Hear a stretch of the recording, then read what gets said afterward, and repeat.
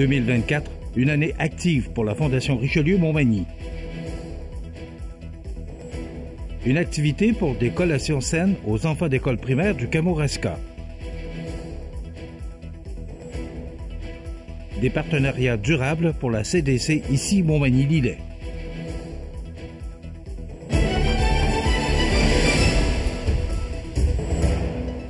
Jeudi 21 novembre 2024. Bonjour mesdames et messieurs et bienvenue à votre bulletin d'information sur le réseau de télévision CMA TV. Le 18 novembre dernier se tenait, lors du souper Richelieu, l'Assemblée générale de la Fondation Richelieu-Montmagny. Lors de la lecture du bilan des activités de la Fondation de la dernière année, on s'est vite rendu compte que 2024 fut une année très active, alors que plus de 30 000 $ ont été remis à des organismes reliés à la jeunesse. La Fondation a aussi été partenaire et fiduciaire du Fonds Jeunesse, Environnement, Innovation, remettant un montant de plus de 30 000 $ à des projets pour la biodiversité et l'environnement impliquant les jeunes. Soulignons également que la Fondation a été impliquée dans le développement d'une initiative éducation éco-citoyenne Montmagny-Lillet et enfin a organisé son tournoi de golf bénéfice annuel qui a connu encore un autre grand succès. À cette occasion, on a procédé à l'élection de 3 membres au conseil d'administration. Christian Drapeau, Gaston Mainville et Richard Mercier ont été élus pour l'année 2024-2025 et qui y siégeront aux côtés d'André Corriveau, Bernard Godreau, Carl Mercier, ainsi qu'avec les membres nommés d'office du conseil d'administration du club, soit le président Pierre Auger, le secrétaire Régent Lemieux et le trésorier René Fortin. Pour les nouveaux élus, c'est un mandat de 2 ans selon les règlements de la Fondation. Par la suite, le président André Corriveau a présenté le rapport de la dernière année et le trésorier René Fortin le rapport financier de l'année 2023-2024. Ces rapports ont été adoptés à l'unanimité par les membres présents. Les membres Richelieu étaient très satisfaits des résultats obtenus pour la Fondation Richelieu-Montmagny et fiers des actions menées auprès des jeunes de notre milieu. C'est lundi dernier que Je collationne annonçait la tenue prochaine de son 2e événement de levée de fonds qui serviront à l'achat de collations saines pour les enfants de plusieurs écoles primaires du comté de Kamouraska. En effet, un concert bénéfice mettant en vedette Grégory Charles et son spectacle Une voix, 10 doigts aura lieu le 31 mai 2025 à 20h à la cathédrale de Sainte-Anne de la Pocatière. Les billets sont actuellement en vente au coût de 5 $ pour une admission générale et de 100 $ pour un accès VIP, lequel inclut une rencontre avec Grégory Charles après le spectacle, un beau cadeau à offrir pour Noël que vous pouvez vous procurer au jecollationne.com ou encore sur la page Facebook de l'organisme. Créé à Rivière-Ouelle en 2023, Je collationne est un organisme à but non lucratif qui a pour mission de fournir quotidiennement des collations saines à tous les élèves de 5 écoles primaires en 2024-2025 et qui désire, pour l'année scolaire 2025-2026, de rejoindre encore plus d'enfants dans d'autres écoles du Kamouraska. Je collationne contribue aussi à bonifier les dispositions d'apprentissage à l'école et, par le fait même, à diminuer les contraintes associées à la conciliation travail-famille qui affecte tous les parents. Le programme alimentaire vise, à terme, à rejoindre les élèves de toutes les écoles qui ne sont pas éligibles au club des petits déjeuners dans toute la région du Kamouraska. Je collationne part du principe de l'équité universelle dans le milieu de la petite enfance où tous les enfants partagent les repas et les collations ensemble, sans exception, alors que les bienfaits de prendre des collations entre les repas à l'école sont nombreux et tangibles dès la première journée de la distribution des collations en classe. Entre autres, il allège l'anxiété causée par la faim, contribue à l'amélioration des fonctions cognitives pour une meilleure assimilation des apprentissages et met un sourire sur tous les visages des enfants qui prennent, très au sérieux, leur tâche d'aller chercher les collations pour les amis de la classe. des partenariats durables pour la CDC ici Montmagny-Lillet. Tous les détails après la pause. Découvrez nos soins infirmiers à votre Uniprix Daniel Lachance. Consultation voyage, vaccination, injection de médicaments, dépistage et traitement de l'autisme, test prénatal harmonie et encore. Des soins d'exception au cœur de votre quotidien au Uniprix Daniel Lachance, 5 boulevard Taché-Ouest. Animalerie Montmagny, on aime vos félins, parfois taquins. Oui, vos chiens, même les coquins. Vos oiseaux qui chantent en duo, c'est pour l'amour des animaux. Animalerie Montmagny, pour l'amour des animaux. Les rainettes faux-grillons vivent au Canada, du Québec à la Colombie-Britannique et dans le Nord-Ouest. Ces petits amphibiens passent l'hiver gelés sous les débris forestiers. Ils chantent dès le réveil au printemps. Ce chant ressemble au bruit d'un ongle qui passe sur les dents d'un peigne. Les rainettes faux-grillons vivent dans plusieurs types de plans d'eau peu profonds. Et elles sont sensibles aux changements dans leur habitat. Pour en savoir plus sur les rainettes faux-grillons, ffdp.ca. Vous regardez CMA TV, le réseau de l'information sur la Côte-du-Sud. 2 journées de réseautage fructueuses réunissant récemment des représentants des municipalités des MRC de Lillet et Montmagny avec les organismes communautaires œuvrant dans ces secteurs. Tenues le 10 octobre dernier à Tourville et le 7 novembre à Notre-Dame-du-Rosaire, ces 2 activités, organisées par la Corporation de développement communautaire CDC, ici Montmagny-Lillet, et le réseau d'éclaireurs, ont permis à ces organismes communautaires de présenter leurs mandats et initiatives, mettant en lumière des projets novateurs ou des services disponibles qui répondent aux enjeux locaux. Les délégués municipaux, quant à eux, ont pu partager leurs besoins et priorités, ouvrant ainsi la voie à des échanges constructifs. Ces journées ont été un véritable succès, favorisant un dialogue direct entre les municipalités et les organismes. Nous avons pu identifier des besoins et explorer des pistes de collaboration prometteuses. Marion Perrault, co-directrice de la CDC, ici Montmagny-Lillet. Les discussions ont également amené plusieurs idées de partenariats et de projets, illustrant la volonté collective de travailler ensemble pour le bien-être des citoyens, les participants, tant du côté des organismes que des municipalités, exprimant leur enthousiasme à l'idée de mettre en œuvre des initiatives communes qui renforceront le tissu social de la région. La CDC, ici Montmagny-Lillet, et le réseau d'éclaireurs remercient l'ensemble des personnes présentes. Cet événement marque un premier pas important vers des collaborations futures qui profiteront à l'ensemble de la communauté. Rappelons que la Corporation de développement communautaire CDC, ici Montmagny-Lillet, est un regroupement d'organisations communautaires qui œuvrent dans divers champs d'activité sur le territoire, dont la mission est d'assurer la participation active du mouvement populaire et communautaire au développement socio-économique de son milieu.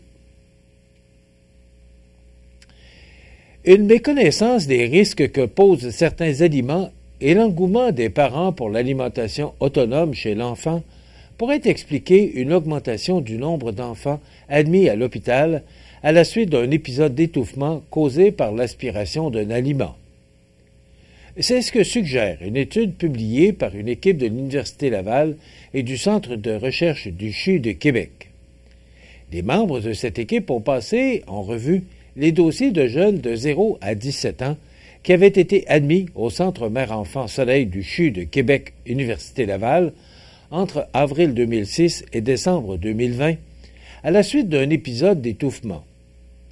Pendant la période considérée, 191 enfants, dont l'âge moyen était de 31 mois, ont subi cet examen. Dans 101 de ces cas, un corps étranger était encore présent dans leur voie respiratoire.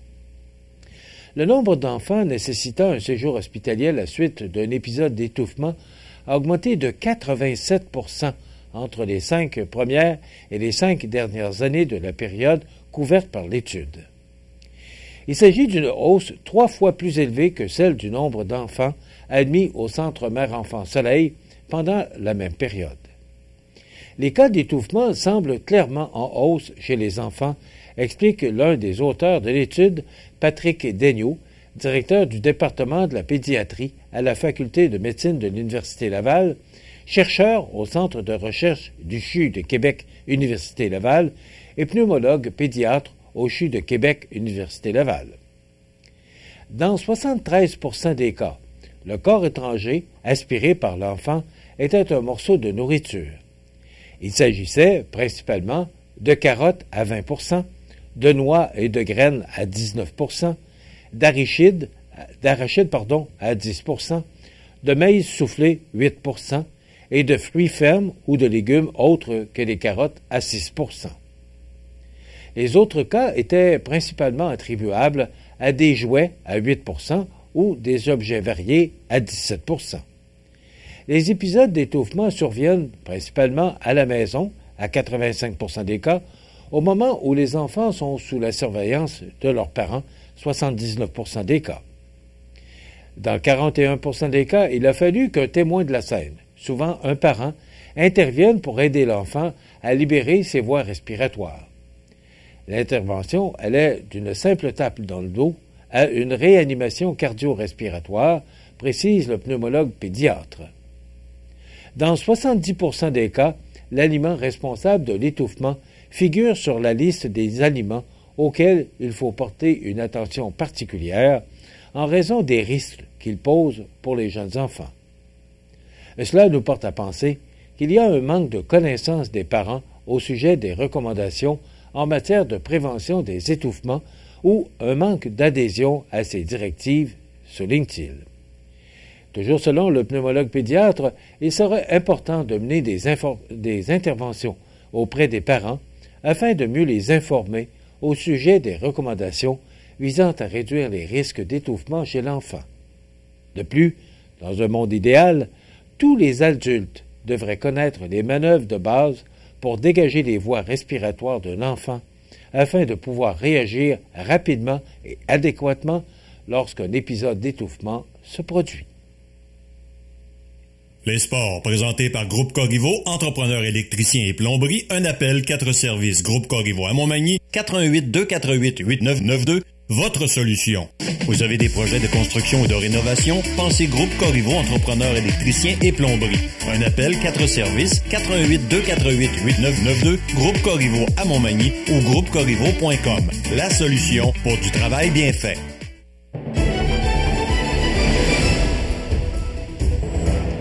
Au sport, comme le temps des fêtes n'est pas une période heureuse pour tout le monde, le comité de la famille et des aînés de Montmagny distribuera, à nouveau cette année, des paniers de Noël aux Magny-Montois dans le besoin, avec l'aide précieuse de partenaires du milieu. Les familles désirant recevoir l'un de ces paniers de denrées, qui seront distribués le samedi 21 décembre, avaient jusqu'au 19 novembre dernier pour formuler une demande. L'attribution des paniers de Noël est effectuée par un comité indépendant dont la discrétion est assurée. Cependant, seules les personnes qui auront droit à un panier seront contactées. Afin d'amasser des fonds et ainsi garnir les paniers de Noël, diverses activités sont organisées.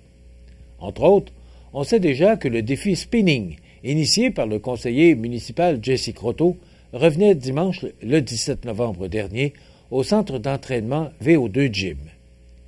Près d'une vingtaine de cyclistes ont pris part au défi spinning de Noël en collaboration avec le centre d'entraînement VO2 Gym au profit de l'opération Panier de Noël de Montmagny. Finalement, les 80 minutes qu'auront passé les participants à suer sur leur vélo auront permis d'amasser 850 $. Un merci spécial a été adressé à Ghislain Lacombe pour la préparation de l'événement, Jonathan Carrier, propriétaire du centre de conditionnement VO2 Gym, pour avoir gracieusement prêté les équipements et aux 80 participants. Rappelons qu'il est toujours possible de faire un don, en denrées ou en argent, pour aider à garnir les paniers de provisions qui seront distribués aux familles défavorisées de Montmagny, rappelons-le, le samedi 21 décembre prochain en vous rendant directement à l'Hôtel de Ville. Voilà ce qui complète votre bulletin d'actualité pour aujourd'hui. Dans un moment, les prévisions de la météo. C'est tout pour l'instant. Bonne journée, mesdames, messieurs. Pour joindre la salle de nouvelles de CMA-TV, nouvelles au pluriel @cmatv.ca ou encore 88 241 13 13 poste 226. Les prévisions de la météo. Une présentation de Promutuelle Assurance Montmagny-Lillet. Toujours à l'écoute de vos besoins.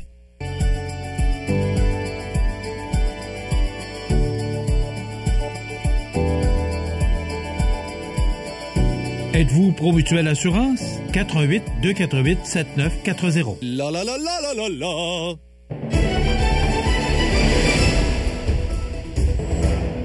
Alors, la météo, c'est vraiment une semaine du mois de novembre et ça va se poursuivre là, jusqu'à dimanche. Le retour du soleil serait prévu pour lundi. Je dis serait parce que les conditions peuvent changer. Mais c'est un important système là, qui nous affecte là, depuis le début de la semaine et qui fait du surplace. Donc, c'est pour ça là, que cette masse nuageuse est au-dessus de nos têtes et va se poursuivre. Donc, vous voyez l'image radar, là, et c'est de la pluie. C'est beaucoup plus, là, plus on avance vers vendredi et samedi, où les précipitations seront davantage importantes. Donc, si on regarde pour aujourd'hui, jeudi, on nous parle de pluie ou bruine intermittente, des vents du nord-est de 30 km avec des rafales à 60, température stable à 5 degrés. Ce soir et la nuit prochaine, c'est de la pluie ou de la bruine intermittente. Les vents du nord-est de 30 km avec des rafales à 60 vont augmenter de 50 à 70 au cours de la soirée. Température stable à plus 5 degrés. Alors, on est encore au-dessus d'un normal de saison. Pour vendredi, c'est de la pluie. On parle de 10 mm de précipitation. Vent du nord-est de 50 km avec des rafales à 70. Température stable à près de 4 degrés. Pour la fin de semaine, ça s'annonce venteux, de la pluie et avec un maximum de 4 degrés pour samedi et de la pluie intermittente avec un maximum de 6 degrés pour dimanche. Le retour du soleil est prévu pour lundi avec toujours des températures au-dessus des normales de saison avec un maximum de 4 degrés. Les normales de saison, justement, à ce temps-ci de l'année, sont de 0 le jour, moins 8 la nuit. Le soleil s'est levé à 7h moins 5 ce matin et se couchera à 16h01, heure normale de l'Est. Il fait actuellement 4 degrés à l'extérieur des studios de CMA-TV. Les vents soufflent de direction nord-est à 25 km/h. L'humidité est quand même très élevée à 90 % et la pression barométrique est à 101,1 kPa. Maintenant, pour le bateau qui fait la navette entre Montmagny et l'île aux Grues, donc la première traversée a été effectuée à 7h15 ce matin. Les deux autres traversées de l'île aux Grues vers Montmagny, 9h45 et 18h45. Maintenant, pour les traversées de Montmagny vers l'île aux Grues, donc la première est à 8h ce matin, les prochaines seront à 10h30 et 19h30. Donc, du temps nuageux, très venteux, des températures au-dessus des normales, mais de la pluie, surtout vendredi et samedi. Maintenant, pour le menu de notre émission de ce 21 novembre, dans un moment, Diane Ouellette sera avec nous pour nous faire entendre une entrevue qu'elle a réalisée avec un des joueurs de l'Everest de la Côte-du-Sud dans le cadre de notre chronique Place au hockey. Et nous avons mardi enregistré une entrevue que nous vous présentons aujourd'hui avec le député fédéral de Montmagny, Lillet, Kamouraska, Rivière-du-Loup, Bernard Gedereux, qui ne pouvait être présent parce qu'il siège à la Chambre des communes jusqu'à la fin du mois de novembre. Donc, M. Gedereux sera avec nous pour jusqu'à la fin de l'émission. Il y aura bien sûr la chronique La Pouponnière. Voilà, les avis de décès. Donc, c'est le menu de cette émission du 21 novembre. Je vous souhaite donc une excellente émission à notre antenne.